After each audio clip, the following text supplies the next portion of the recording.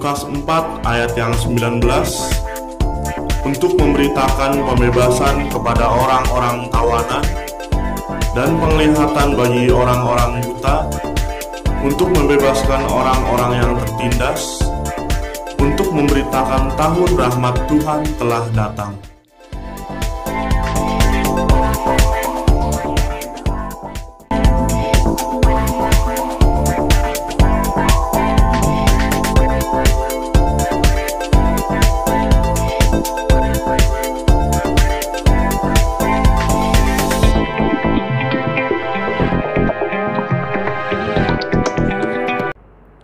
Shalom Bapak Ibu Saudara, saat ini kita akan memulai ibadah kita. Sebelumnya kita sama-sama akan berdoa. Bapak, kami bersyukur untuk hari ini Tuhan, kalau kami akan memulai ibadah online kami Bapak, biar kiranya Tuhan menyertai ibadah online kami Tuhan Yesus, dari awal pertengahan sampai akhirnya nanti Tuhan. Biar kiranya Tuhan ibadah ini Tuhan menjadi berkat bagi kami, kekuatan baru bagi kami Tuhan Yesus. Biar kiranya Tuhan yang menyertai kami semuanya Bapa. Terima kasih Tuhan, kami akan memulai ibadah kami pada saat ini ya Bapa. Terpujilah Tuhan kekal selamanya. Amin. Shalom karya Allah.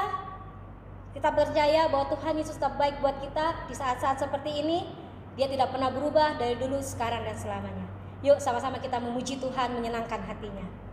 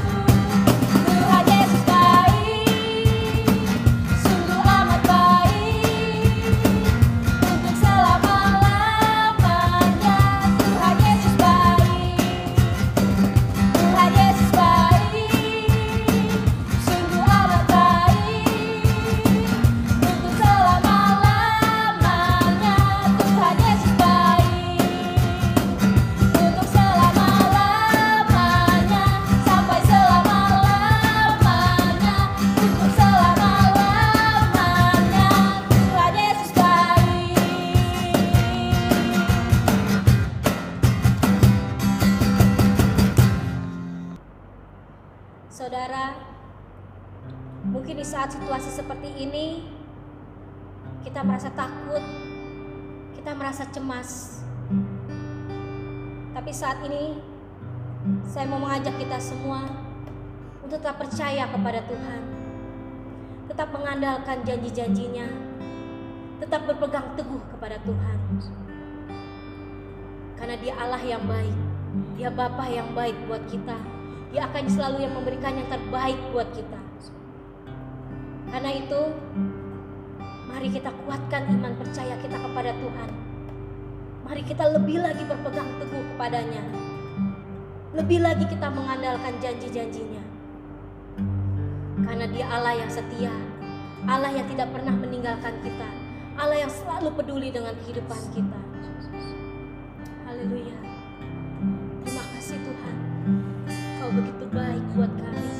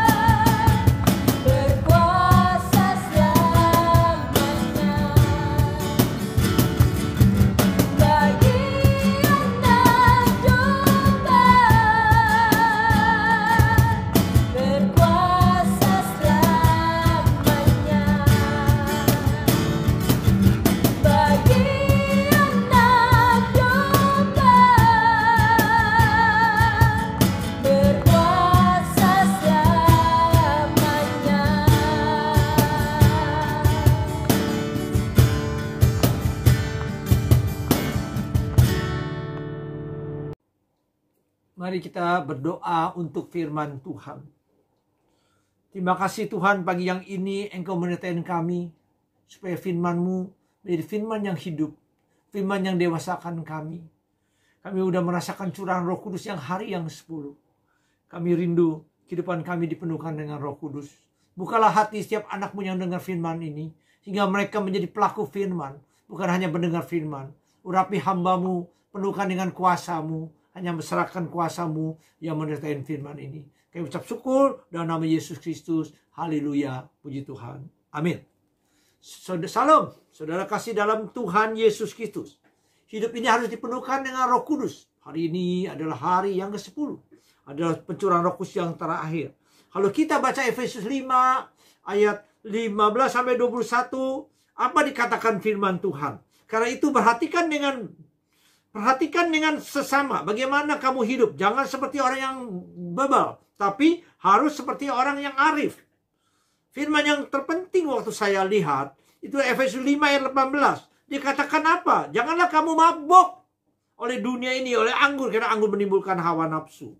Dalam hidup ini penuh dengan hawa nafsu, penuh dengan kekecewaan, penuh dengan kekesalan. Jadi alangkah hidup kita harus kita menjalankan sesuai apa firman Tuhan yang katakan pada kita. Kita hadapin di dunia ini penuh dengan tantangan. Kita hadapin dengan orang-orang penuh dengan kekecewaan, penuh dengan marah, penuh dengan benci. Kita banyak jumpain orang. Ya kalau kita menjalankan firman Tuhan, ya mari kita lihat banyak rekan-rekan kita jauh dari Tuhan. Jadi kita harus kasih berkat mereka, harus kasih isi hidup mereka. Kita pakai apa yang Tuhan berikan pada kita. Jangan kita sendiri, jangan kita mabuk untuk anggur, karena anggur menimbulkan hawa nafsu. Banyak orang sekarang, bukan sebagian juga, ada yang kena seperti mabuk anggur, mabuk dihormat, mabuk di sanjung-sanjung. Tapi kita sekarang harus dipenuhkan dengan Roh Kudus. Ada 4 hal yang akan kita bicarakan tentang Roh Kudus, tentang kita harus mendapat penuaian dengan kuasa Roh Kudus. Kita tahu kita akan meraih kuasa Roh Allah menyertai hidup kita. Saudara akan diubah. Kesatu saudara akan diubah. Ubahnya pertama apa? Manifest pertama. Dapat saudara bisa harapkan sesuatu kehidupan yang baru. Supaya saudara selalu berserahkan hidup saudara kepada Tuhan Yesus. Dan dikatakan Mandarin, Ti Tuhan Cici, Yu Sang Ti Sending Lai Kai Cao Dimen. Hanya Tuhan yang bisa merubah kita dan bisa merubahkan saya. Kita harus bersandar pada Tuhan. Kita selalu banyak berdoa, banyak baca Alkitab, banyak merenung. Kita percaya Tuhan yang rubah kehidupan kita. Yang dulu kita suka marah, kita sekarang pakai senyum peksoden.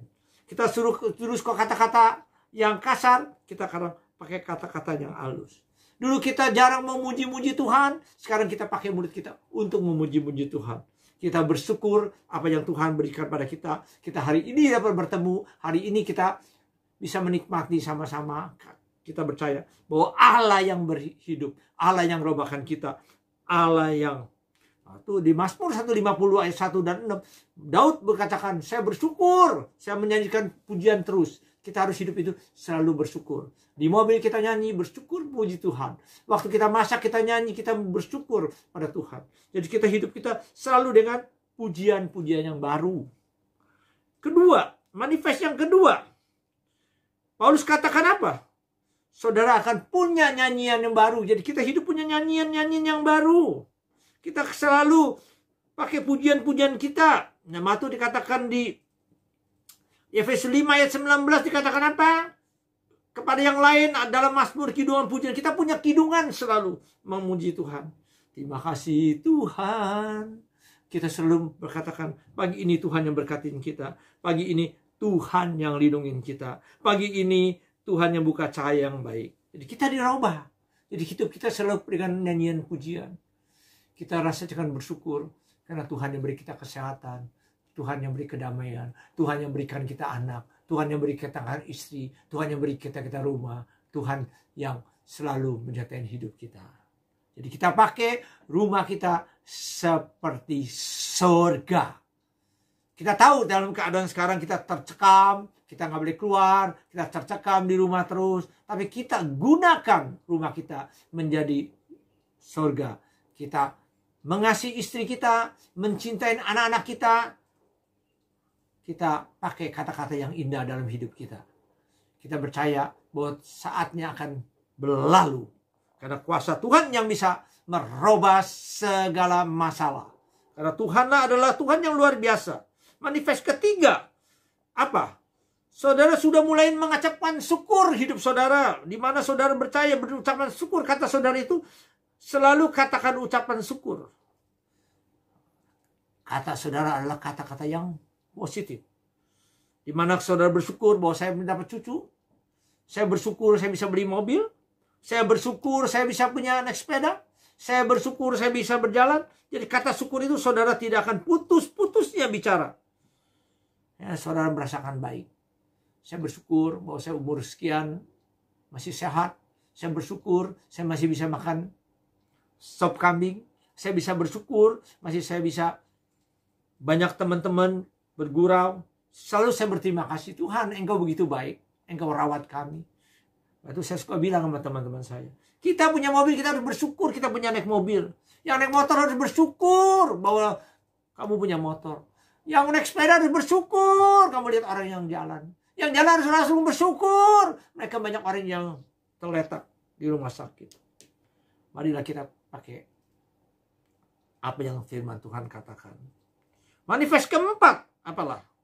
Jadi manifest keempat apa dikatakan? Jadi saudara belajar rendahkan hati sebagai pelayan. Di situan ni menyayung chen sitasin. Pakai hati yang lembut. Menghargai teman-teman kita. Menghargai orang-orang sekitar kita. Saya juga belajar. Saya belajar. Saya bilang sama istri saya. Kita gereja nggak buka. Tapi kita harus melayani warga kita yang tidak mampu. Jadi kita pakai orang yang bisa masak. Kita masak. Seminggu kita kasih mereka makan. Gak apa-apa. Kita berikan mereka masker. Bapak ribu masker kita keluar gak apa-apa. Tapi kita percaya Tuhan yang memberkatin kita. Jadi kita harus melayani mereka. Nah, itu waktu saya pergi melayani orang-orang yang tidak mampu. Saya pegang itu ibu. Waktu belum ada COVID-19. Saya pegang ibu. Saya tenteng itu ibu. Bawa makanan. Saya tenteng. Sampai dimasuk di dalam gang. Kebetulan gereja kita adalah di pinggiran, yang mana banyak-banyak orang sekitar kita, banyak orang susah. Tapi saya bersyukur bahwa saya menjadi berkat untuk banyak orang. Jadi kita belajar melayanin. Kalau kita belajar melayanin, kita rasa ada kuasa yang turun tangan dalam kehidupan kita. Kita tahu, kita nggak ada apa-apanya. Kita belajar rendahkan hati, ya katakan ayat yang dikatakan di ayat Efesus 5 ayat 21, dan rendahkan dirimu seorang kepada yang lain. Kalau kita nggak bisa rendahkan hati, kita nggak bisa menjadi berkat untuk orang lain. Jadi kedua lagi kita akan bicarakan bagaimana cara cinta Allah dicurahkan di dalam hati kita oleh Roh Kudus. Ya kita belajar rendahkan hati, belajar memberi, belajar bahwa kita tuh tidak ada apa-apanya. Pendidikan, kekayaan apa itu hanya milik Tuhan. Kita bisa lihat, bisa rasakan kuasa Roh Kudus. Kita merasakan. Kita bisa lihat, merasakan angin. Angin kan adem. Kita bisa melihat kuasa angin yang mana dia bisa tarik gelombang, bisa bikin angin topan. Nah, kita juga merasakan kuasa Roh Kudus yang buat kita merasakan sukacita hidup kita. Kita merasakan, kita beruntung bahwa kita ada Tuhan yang menyatakan kehidupan kita.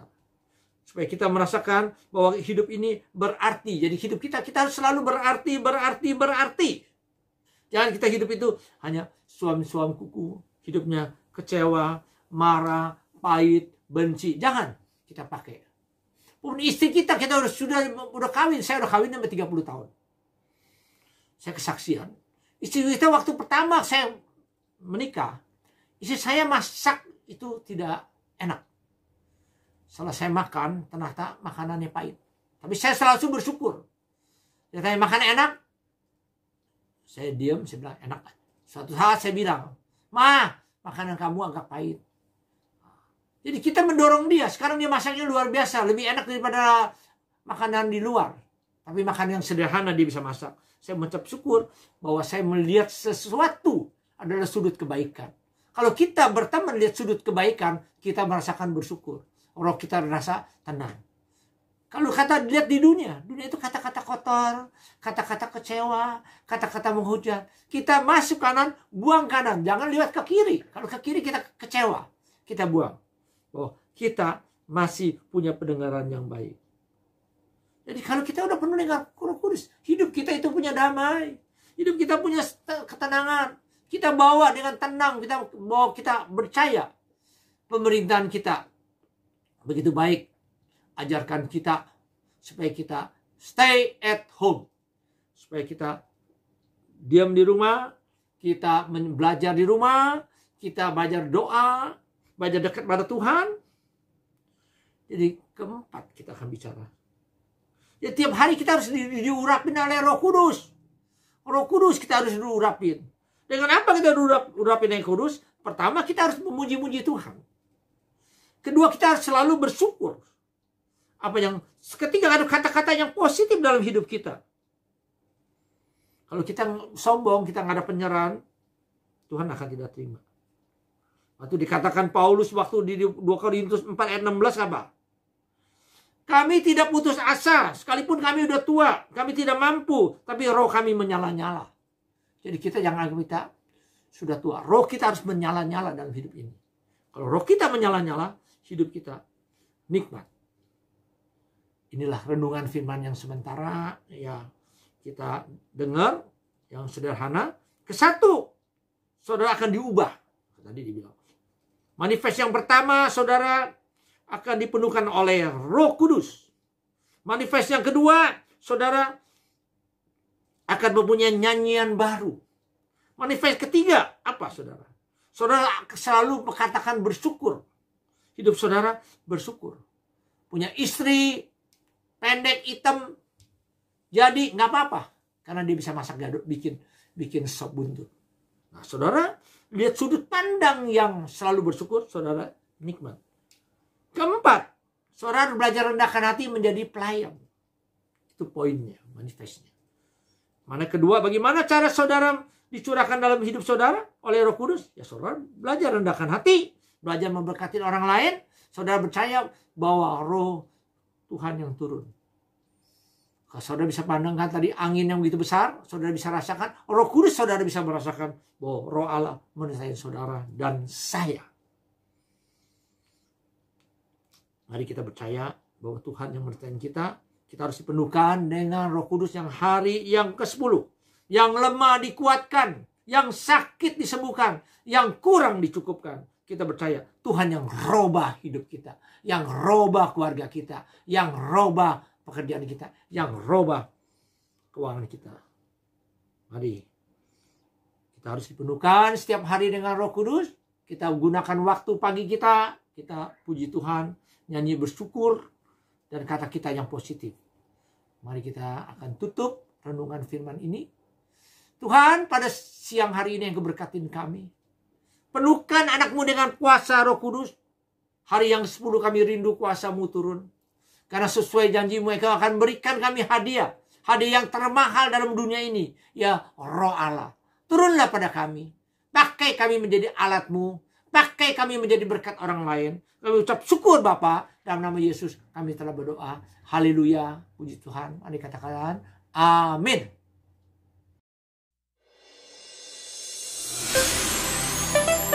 Bagi saudara yang ingin menyaksikan cinta kasih Tuhan Yesus atau sharing, atau ingin mengirimkan permohonan doa, dapat menghubungi salah satu media berikut. Email gbkaryaala1@gmail.com atau message media sosial Gereja Karya Allah, Instagram dan Facebook.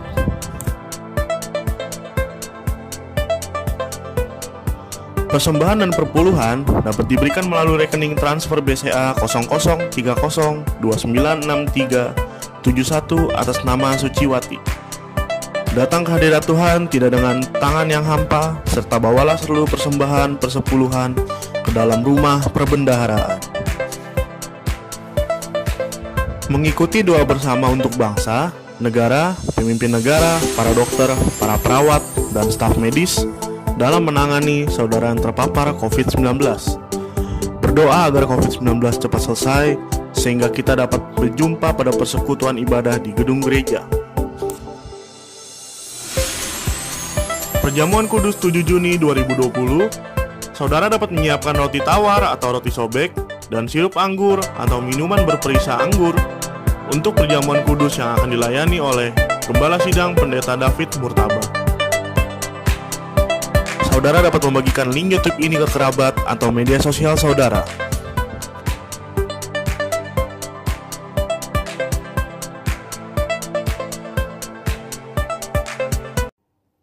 Mari kita akan doa syafaat dan doa berkat.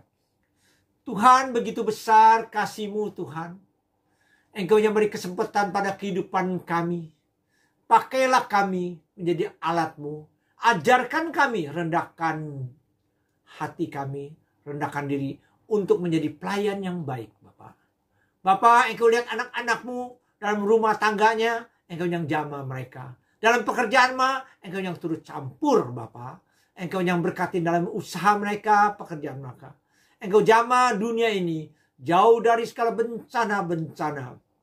Engkau jamah negeri kami yang kami cintai, jauh dari segala bencana alam. Engkau jamah bencana COVID-19, Engkau yang padamkan. Kami mau terima berkat-Mu, turunlah hikmat marifat dari sorgamu, dari sorgawi. Kami akan terima kuasa-Mu, hingga Engkau akan turun kembali ke dunia, akan menyelamatkan kami semua. Mengucap syukur dalam nama Yesus Kristus. Haleluya, puji Tuhan. Sama katakan, amin.